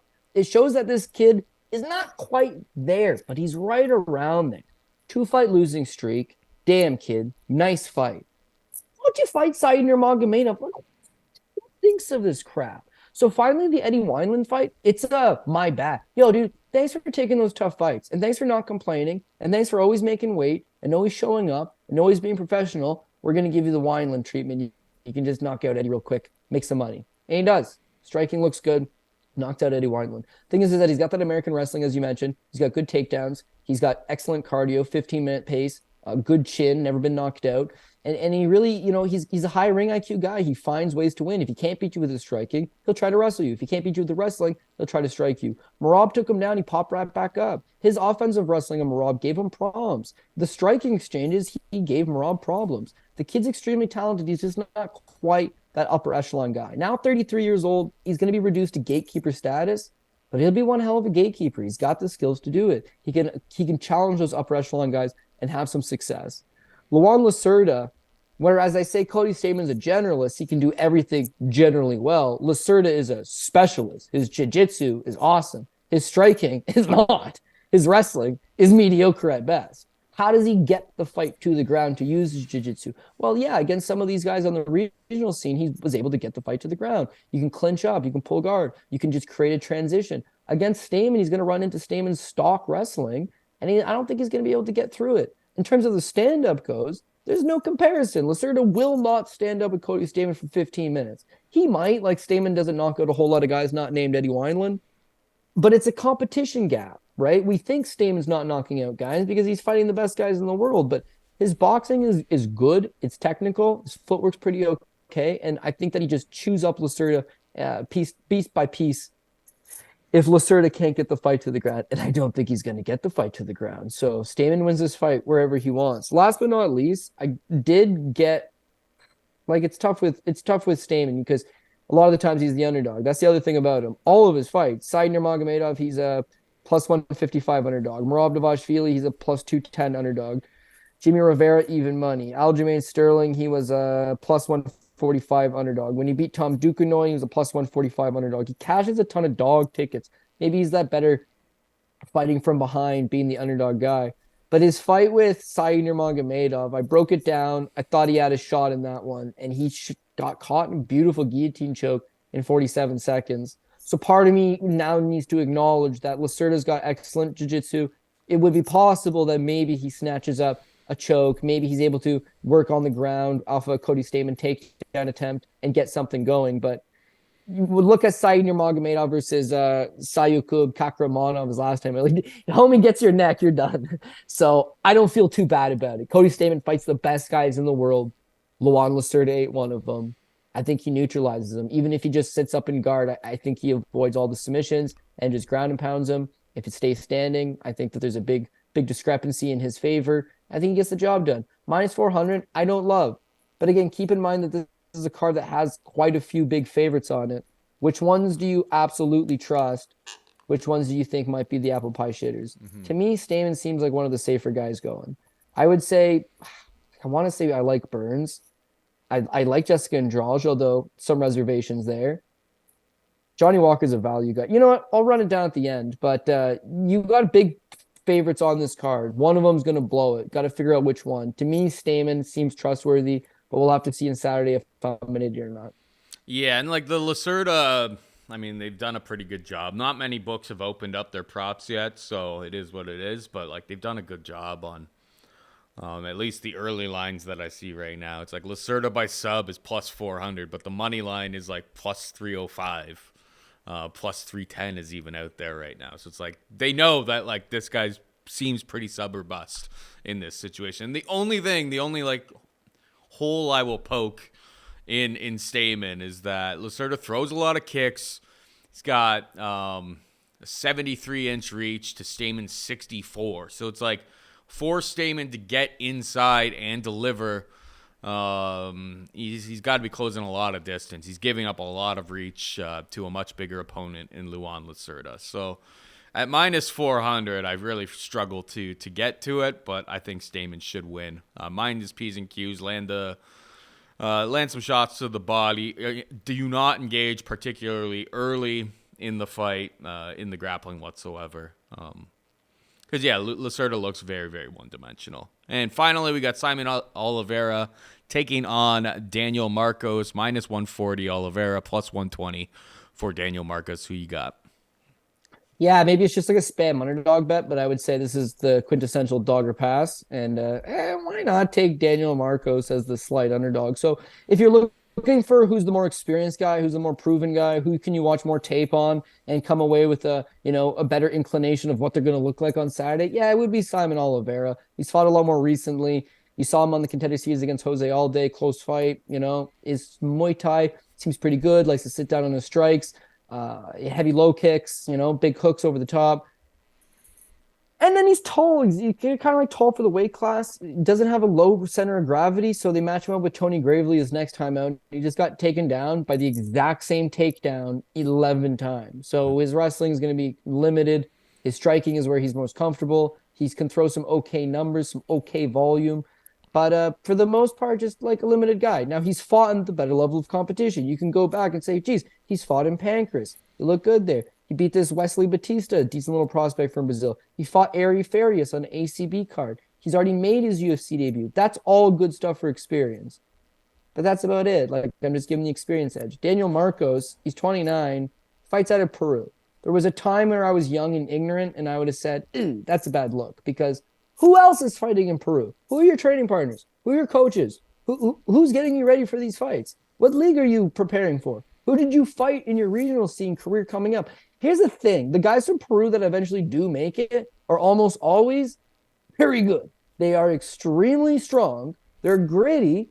And they're going to find a way to just bust on through punch for punch, whether it be Enrique Barzola, whether it be a Luis Palomino, whether it be a lot of these Peruvian guys, man, they earn my respect. Absolutely tough guys that are capable of winning these lower level fights, which Simon Oliveira is. Now, if you look at Daniel Marcos, he's got some pretty solid striking, right? He's dusting guys in Peru. They're 7-1. They're 8-2. They're the best guys around in Peru, and he smashes all of them, okay? Then he takes 3 years off before that Contender Series fight with Brandon Lewis. So for 3 years, who knows what he's up to? And that's why I picked against him on the Contender Series. But here's the problem about taking 3 years off is I don't know what you're bringing to the yard. All I can do is assume and hope that my guy's got the bigger shank. But I don't know. And in Oliveira's case, Marcos's case, his striking is pretty solid. He's got decent kickboxing. He's got some power. He flat out does gas out against Brandon Lewis, but he lands the bigger shots. He holds his ground quite well. He seems serviceable. This is going to be a kickboxing battle. And what I saw out of the Brandon Lewis fight was a 3-year-long layoff. He had to fight a hard 15 minutes, and he pushed through. He'll be a better version of himself now. Second fight back. I know it's under the bright lights of the UFC, and it's against a Brazilian opponent. He's South American. It's not going to matter to him. It's going to be a short little trip for him. This is good. He's probably been in Brazil training because he's got Brazilian training partners. I think he's going to show up in good shape. It's going to be a striking battle. And he's going to have his chances and he's going to have his spots. And if he doesn't gas out, if his cardio is better and he's feeling better, he's live. He's live. Plus 120, live ticket. Yeah. Is that enough to cause you to run to the window and bet it? No. I'm not sitting here and telling you this is the dog of the week and we're going to make a bunch of money here. I'm saying this is a 50-50 fight.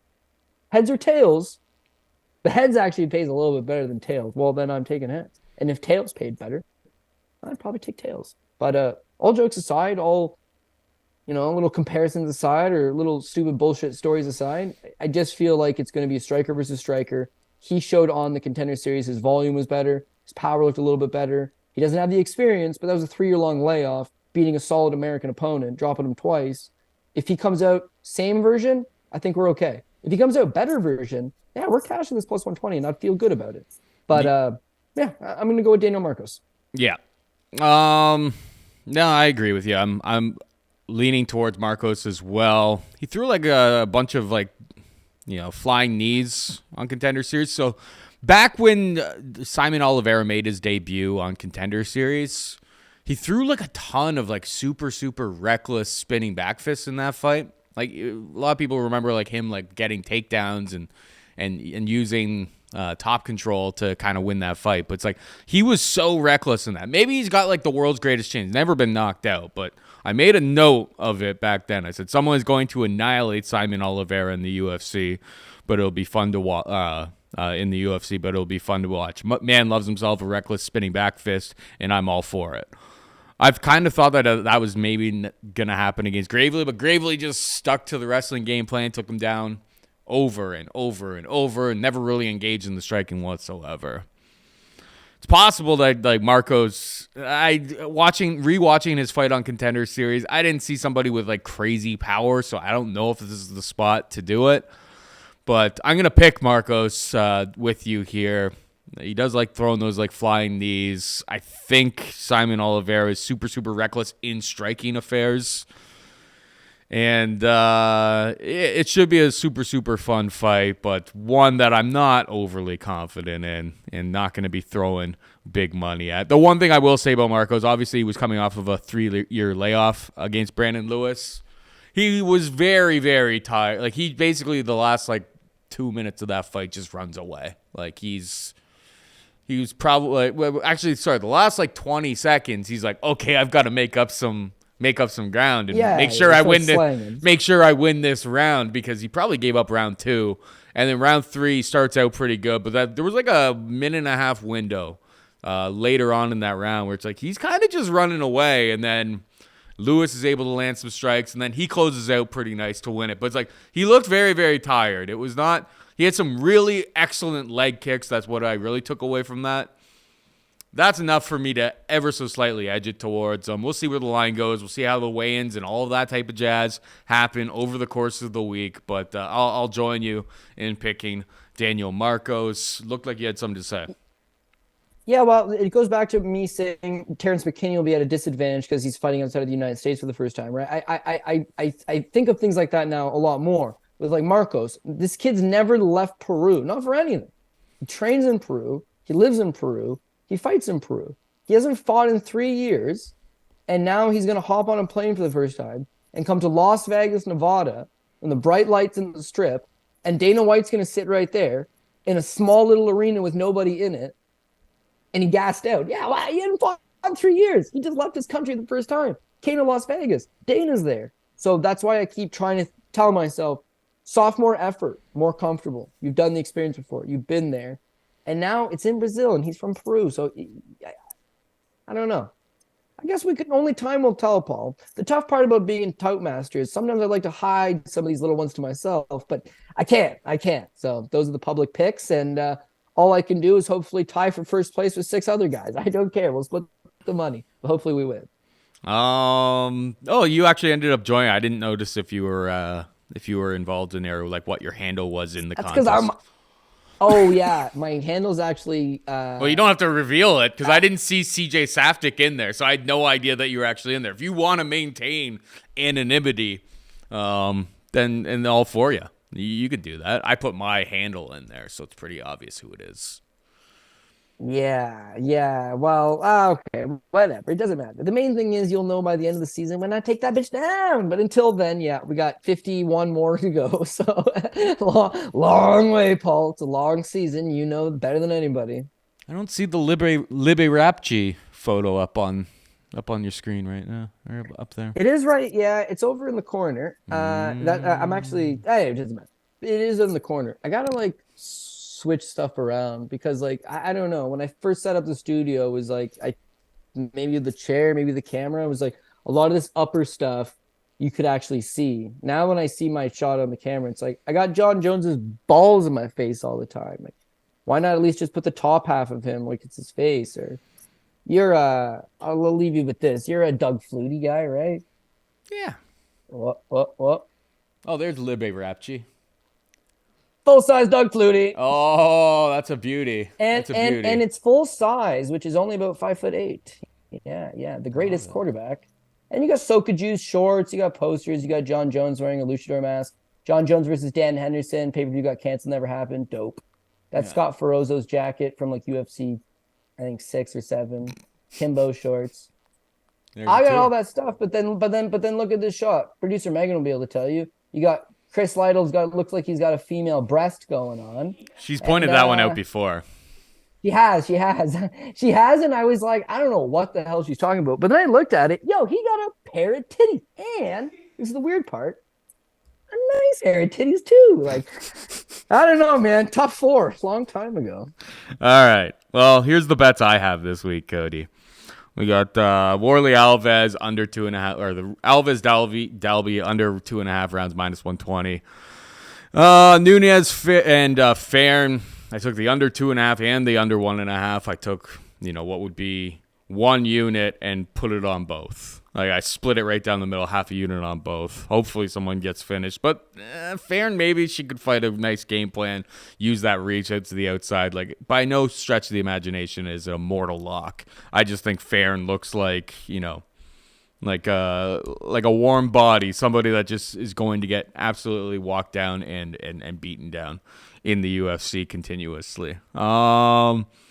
I got the parlay of Johnny Walker and Burns. That comes out to like +102. And Brunno Ferreira is my dog shot. The other addition I'm considering making is Andrade inside the distance, which is like +200 out there. Haven't made that bet yet. We'll see when more books open up and yada, yada, yada. And on prize picks, like the lines, I haven't looked too closely. But what I did see looked pretty tight, man. Like, I didn't love too much of the offerings right now. It's like, if I'm not going to bet it, if I'm not going to touch it, I'm not posting it or telling other people to do it. Like, that's just not my jam. That's never what I've been about. The only thing I've got in right now, I've got the Nunez under 52.5 significant strikes. The reason I did that is because I think that she gets her out of there early. 52.5 is quite a number of strikes, obviously, to get to that type of position. So I figure if she gets like a first or even early second round finish, she's not going to get close to that. And then Glover, less than 2.5 takedowns, which I don't even necessarily love. That mentality is more like Glover gets him down, finds a submission, or he gets knocked out. Both of them, I'm not like really. It's not like last week where you crapped on it a little bit, Cody. The Al Hassan under significant strikes. Did it just hit by wasn't like even narrows of margins? No, like he got to combination. He got to 7. He got to 17. 17 significant strikes. We had 43.5. I was all over it, and you were just like, I don't know. You pooped on it. You hurt my feelings. Well, you hurt my feelings more than the people in the comment section, Cody. At least we had Al Hassan, so at least the right guy won. But that was a greasy fight, man. A greasy fight. But you were right. The guy's either I'm going to knock you out within 20 punches, or I'm going to gas out and blow this thing for myself. Yeah, you're 100% right. And that's the good thing about prize picks. You can zone in on those little ones that just adds like so much more value, right? It's significant strikes. It's time, on the mat. You can play the fantasy point style of games, but I like these like over-unders on striking stats, and you zoned in on a good one there. The PRP this week. Mm-hmm. Don't love it. We're gonna go with Hill at the top. We're gonna go Brandon Moreno. We're gonna go Gilbert Burns. We're gonna go Jessica Andrade, Johnny Walker, Ihor Potieria, Gregory Rodrigues, Thiago Moises, Mounir Lazzez, dog number 1, Jailton Almeida, Ismael Bonfim, dog number 2, Warley Alves, Josiah Nunez, Cody Stamen, and Daniel Marco. So in total, we've got 3 underdogs on 15 fights. Doesn't feel good, but you've also got 2 even money picks. So whatever, it is what it is. And again, you don't need to overextend yourself on bet every single fight. Just pick the ones that you like, the one that you feel comfortable with. And last bit of information you'll be able to pick up is on Friday. Check the weigh-ins. You've got a couple of fighters on this card like Farn or Figueiredo, who notoriously haven't made weight particularly well. So worth keeping an eye on. And outside of that, we had a good week 1, and there's 51 more weeks to go. So all we can do is Well, actually, we're already like third week of the year, so my math's obviously wrong on that. But there's like 48 more UFCs to go, so there's gonna be lots of opportunities. We just gotta keep it in the green, Paul. So hopefully we get another good result week 2 or week 3 or week 4, whatever you want to consider this, and just keep going from there, man.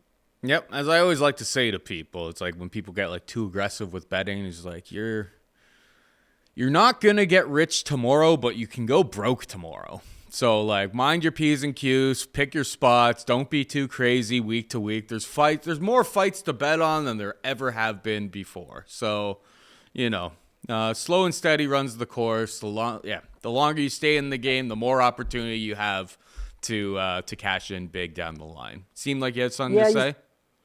No, that's it, man. You see it all the time. So, like last week, someone will say, geez, Dan Ige, it looks too good to be true. This looks too good to be true. I'm going to put $500 on Dan Ige, and you win. And it was like, man, I knew it. I was all over that line. So now you look at this card, and it's like, oh, man, I don't know. Let's say it's someone reasonable. Who was the minus 190 that was very reasonable? Johnny Walker. Johnny Walker. Bro, that could be your value pick. I'm going with the older Bonfim brother because it's plus 105. I think it's going to add a lot. But in terms of which guy's a favorite but isn't some monster favorite, no value, Johnny Walker. He can win and make this look real easy. Minus 190 would be great. So you load up. You put all your money from Ige to Walker, and you win. And you're like, oh, man, I knew it. I was all over that. Now you just automatically go to the next one, and it's like, I kind of like Duho Choi to beat Kyle Nelson. And you put all of the money, but you loved Ige, and you got $500 together. And you loved Johnny Walker, and you were able to get, $800 on it. And now this one, you don't even like it all that much, but it's the one that you like on this card the most. And instead of just betting back on your small limits or reducing it, they just try to, like playing blackjack. Like, I'm just going to keep building. It's like, no. You got to like go back to your original bet and put the other side. Nah, people don't do it, right? So you're chasing the thrill. And if you want to win big, you got to bet big. And that's the best way to do it. I win, carry those winnings over, carry those winnings over, carry those winnings over. But that's why you see guys cash for 20, 30, 40, lose it within 2-3 weeks. They just bet way higher. And they start betting basketball, and they start betting football, and they start betting whatever because like they think that they're somehow better than anybody. Oh, I'm a winner. It's like, no, man, you got a good niche on MMA. Stick to MMA, stick to boxing, stick to whatever the niche is. But when winning is almost like the most vicious drug. Like you win, and it's like, now I just want to win on Korean table tennis at 3 a.m. It's like, no, Gabe Morency, give that guy a shout. That guy's the man, and he's like the best cautionary tale. Like I love him. I think he's a great guy, friend of mine. But when I was a kid, someone told me, oh, the fool learns from his mistakes, but the wise man learns from the fool. And that always stuck with me. Like, you can see enough people that have set their own houses on fire that you could now realize this is how you don't set your house on fire. Be smart. Last week was good. Hopefully this week's good too.